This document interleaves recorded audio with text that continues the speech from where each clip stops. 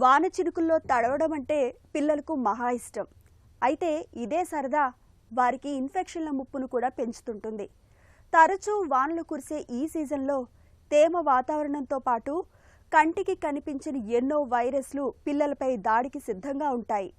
కాస్త తడిచినా, కాస్త చల్లటి గాలి తగిలినా పిల్లలకు ఇట్టే జలుబు చేస్తుంటుంది.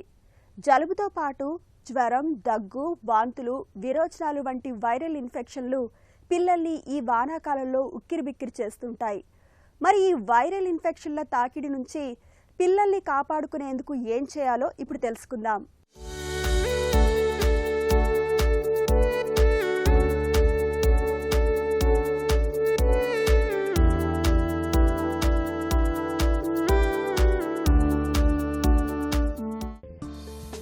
వాన చినుకుల్లో తడుస్తూ కాగితం పడవలతో ఆడుకోవటం అంటే పిల్లలకు మహాసరదా. అయితే ఈ సరదా వెనక కొన్నిసార్లు ఇన్ఫెక్షన్ల ముప్పు కూడా పొంచి ఉంటుందని గుర్తుంచుకోవాలి. ఎండాకాలం ముగిసి వర్షాల సీజన్ మొదలవగానే వాతావరణంలో ఒక్కసారిగా తేమ శాతం పెరిగిపోతుంది. ఈ తేమ, చల్లదనం అనేవి కంటికి కనిపించని సూక్ష్మజీవులైన వైరస్ల విస్తరణకు అమృతాహారంగా మారుతాయి. వర్షాకాలంలో పెద్దల కంటే పసిపిల్లలే ఈ వైరల్ ఇన్ఫెక్షన్ల బారిన ఎక్కువగా పడుతూ ఉంటారు. ఇందుకు వారి శ్వాసకోశ, జీర్ణకోశ వ్యవస్థలు ఇంకా పూర్తిగా పరిణితి చెందకపోవటమే కారణమని చెబుతారు డాక్టర్లు. పిల్లల నాసికా మార్గాలు చాలా సన్నగా ఉండటం వల్ల వైరస్ కణాలు సులభంగా లోపలికి ప్రవేశించి శ్వాసనాళాల లోపలి మ్యూకస్ పొరలను తేలికగా నాశనం చేస్తూ ఉంటాయి. దీంతో పిల్లలు చాలా తరచుగా జలుబు, దగ్గు, బ్రాంకైటిస్, నిమోనియా వంటి ఇన్ఫెక్షన్లకు చిక్కుతూ ఉంటారు. మనము ఒక్కసారి మాన్సూన్ సెట్ ఇన్ అయింది అంటే వర్షాకాలంలో ఈ సర్దీ దగ్గులను చాలా చూస్తూ ఉంటాము. అండ్ 70% ఒక స్టడీ ప్రకారంగా అది వైరల్ ఇన్ఫెక్షన్స్ వల్ల ఉంటుంది. అంటే ఏవైతే మనము Adreno virus, rhino virus, respiratory syncytial virus, ఇట్లాంటివన్నీ డిఫరెంట్ వైరసెస్ మనకి మన ఎన్విరాన్మెంట్లో ఉంటుంది. దానివల్ల బ్రాంకియోలైటిస్ అన్నది బారిన పడుతూ ఉంటారు. సో దీనికి ఏంటి అంటే మనం యూజువల్గా సిఆర్పి అన్నది చెక్ చేస్తూ ఉంటాం. సిఆర్పి పాజిటివ్ ఉంది అంటే అది బ్యాక్టీరియాకి సంబంధించింది, ఏదైతే నిమోనియా అనేసి. లేదంటే నెగటివ్ ఉంది అంటే మనం మామూలుగా వైరల్ అన్నట్టు మనం బ్రాండ్ చేస్తూ ఉంటాం. దానికి ఏంటి అంటే స్టీమ్ ఇన్హలేషన్, దాని తర్వాత ఒకవేళ జ్వరం ఉంది అంటే పారాస్టమాల్ మందు ఇవ్వడము, 24 గంటల నుంచి 48 గంటలు వెయిట్ చేయడము, ఒకవేళ ఇంకా తగ్గలేదు అంటే ఇమీడియట్గా డాక్టర్ని సంప్రదించడం అనేది ఇంపార్టెంట్. ప్రజెంట్ ఈ రెస్పిరేటరీ సిన్సిషియల్ వైరస్కి కూడా మనకు ఒక వ్యాక్సిన్ అన్నది అవైలబుల్ ఉన్నది. అది కాక ఫ్లూ వ్యాక్సిన్ ఒకటి అవైలబుల్ ఉన్నది. ఏదైతే prevention is better than cure లాగా మనకు ఫ్లూ వ్యాక్సిన్ తీసుకుంటే అది ప్రతి సంవత్సరము అది చేంజ్ అవుతూ ఉంటుంది వైరసెస్. దాని ప్రకారంగా ఆ ఫ్లూ వ్యాక్సిన్ అనేది మ్యానుఫ్యాక్చర్ చేస్తారు. అది తీసుకుంటే ఆల్మోస్ట్ మనకు ఒక 90% వరకు ఈ ఇన్ఫెక్షన్స్ అన్నది కంట్రోల్ చేసుకోవచ్చు. మనకు ఒక ఇన్ఫెక్షన్ అన్నది ఉన్నాక అది యూజువల్గా వైరలా, బ్యాక్టీరియల్ అన్నది చూసుకోవాలి. ఒకవేళ బ్యాక్టీరియల్ ఇన్ఫెక్షన్ లాంటిది ఉంటే ఏంటి అంటే ఆ ఫీవర్ అన్నది ఒక అంత మోడరేట్ ఫీవర్ ఉండడము, బేబీ బాగా డల్గా ఉండడము, తినకపోవడము, దాని తర్వాత యాక్టివ్ ఉండకపోవడం ఉంటుంది. అదే వైరల్ ఫీవర్స్ లాంటివి ఉంటే ఏముంటుందంటే ఆ జ్వరం అన్నది హై గ్రేడ్ ఫీవర్ ఉంటుంది, ఆల్మోస్ట్ 102, 103 ఉంటుంది. అండ్ మధ్య మధ్యలో అది తగ్గుతుంది, మళ్ళీ పారాస్టమాల్ ఇవ్వగానే రెస్పాండ్ అవుతారు, మళ్ళీ పెరుగుతూ ఉంటుంది.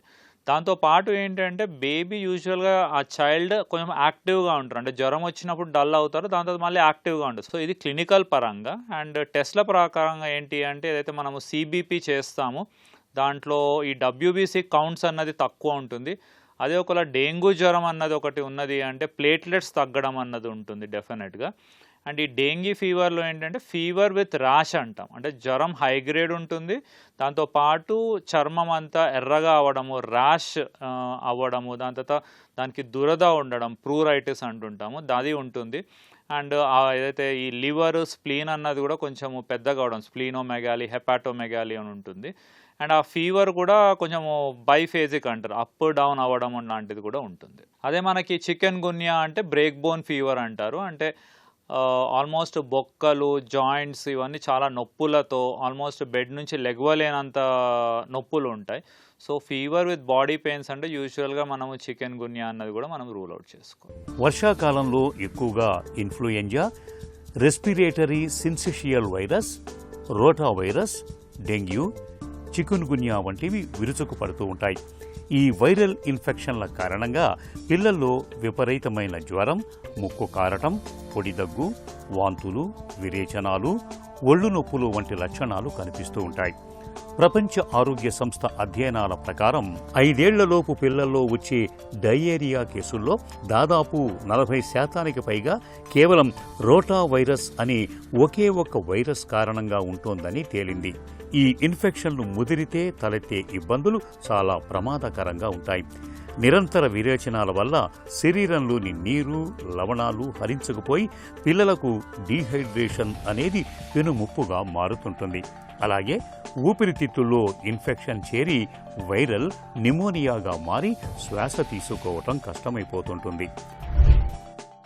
మామూలుగా మనకు వైరల్ ఫీవర్ అన్నది మనం చూస్తూ ఉంటాం. సో ఫస్ట్ అయితే మనం పారాస్టమాల్ ఇవ్వాలి. దాంట్లో కూడా యూజువల్గా చాలామంది ఏంటంటే మెఫ్టాల్ అని వాడుతూ ఉంటారు. దాన్ని ఏంటి అంటే మనం హై ఫీవర్ అండ్ ఆల్వేస్ అది కూడా సేమ్ యాంటీబయాటిక్స్ లాగానే డాక్టర్ని సంప్రదించే మెఫెనామిక్ యాసిడ్ అన్నది వాడాలి. సో సింపుల్ పారాస్టమాల్ మనం 6 గంటలకు ఒకసారి, 4 గంటలకు ఒకసారి ఇవ్వడము. ఒకవేళ కాదు అంటే స్పంజింగ్ చేయడం, టెపిడ్ స్పంజింగ్ అన్నది చేసుకోవాలి. దాని తర్వాత ఆ ఫీవర్ ఎలా ఉంది అన్నది మనం చార్టింగ్ చేసుకోవాలి.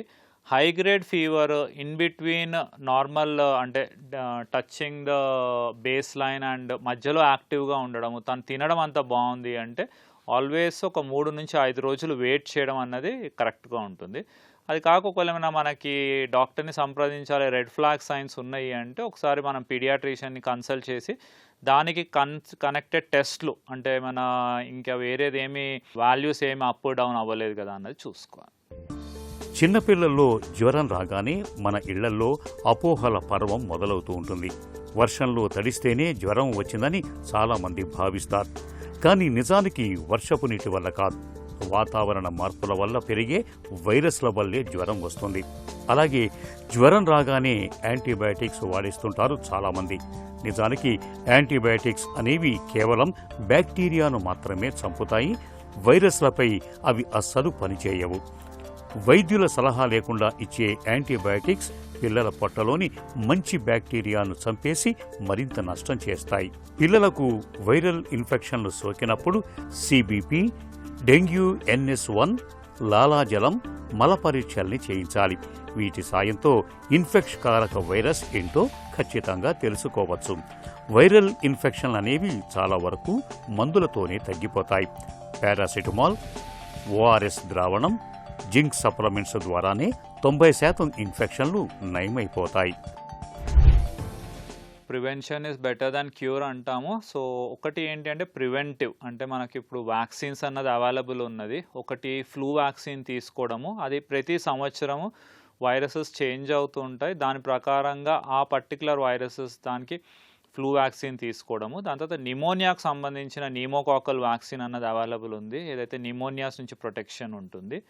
ఇవి కాక ఏంటి అంటే మనకు న్యూట్రిషియస్ డైట్ తీసుకోవాలి, అంటే ఎక్కువ ప్రోటీన్స్ తీసుకోవడము. ఒకవేళ నాన్ వెజ్ అంటే డైలీ ఎగ్ తీసుకోవడము, దాని తర్వాత చికెన్ ఇట్లాంటివి తీసుకోవడము. అదే వెజిటేరియన్ అంటే ఎక్కువ పల్సెస్, దాని తర్వాత డ్రై ఫ్రూట్స్ అన్నది తీసుకుంటూ ఉండాలి. దాంతో పాటుగా ఫ్రూట్స్ అండ్ వెజిటేబుల్స్ అంటే ఏమంటాము అంటే 5 కలర్స్ ఉన్న వెజిటేబుల్స్ అండ్ ఫ్రూట్స్ తీసుకోవాలి.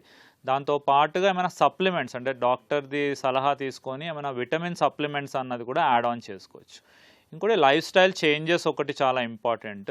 అంటే ఏజ్కి తగ్గట్టుగా నిద్రపోవడం, అంటే సంథింగ్ లైక్ ఒక 2 years బిలో వాళ్ళు ఉన్నారు అంటే 14 hours ఆఫ్ స్లీప్, అదే 5 to 10 years ఉంటే మినిమం ఒక 10 hours ఆఫ్ స్లీప్, అంటే 14 to 18 years ఉన్నారు అంటే ఒక మినిమం 9 hours ఆఫ్ స్లీప్ అన్నది చాలా ఇంపార్టెంట్.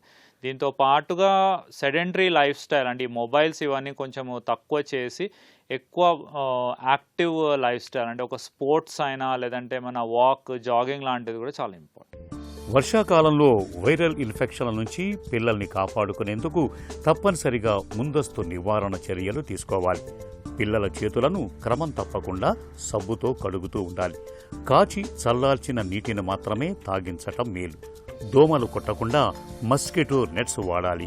అన్నిటికన్నా ముఖ్యంగా ప్రభుత్వం అందించే నేషనల్ ఇమ్యునైజేషన్ షెడ్యూల్ ప్రకారం పిల్లలకు influenza, flu shot, rota virus వ్యాక్సిన్లను సకాలంలో వేయించాలి. ఈ టీకాల సాయంతో పిల్లల్లో వైరల్ ఇన్ఫెక్షన్ల బెడదను 90% వరకు నివారించవచ్చు.